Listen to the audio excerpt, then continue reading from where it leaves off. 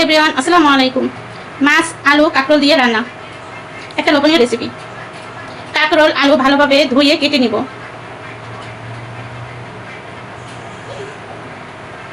মাছ কাঁকরোল আলু হলুদ পরিমাণ মতো, মরিচ গুঁড়া পরিমাণ মতো, স্বাদ মতো লবণ দিয়ে মেখে নিব।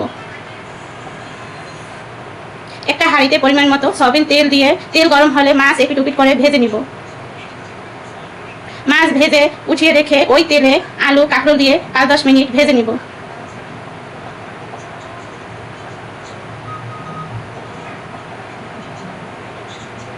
কাঁকরোল আলু ভেজে একটা পাত্রে রেখে দিব।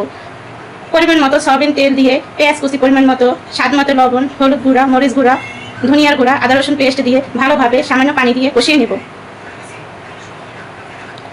কষিয়ে কাঁকরোল আলু দিয়ে আরো 5-10 মিনিট কষিয়ে নেব।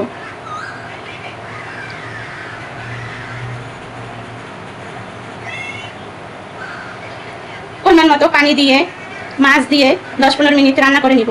রান্নার শেষে ধনিয়া পাতা কুচি দিয়ে নামিয়ে নিব। হয়ে গেল মজাদার মাছ দিয়ে কাঁকরোল আলু মাখা মাখা রান্না বা ঝোল রান্না। কি খেতে গরম ভাতের সাথে মজা, দারুণ। একবার ট্রাই করে দেখুন বন্ধুরা, ভালো লাগবে খেতে।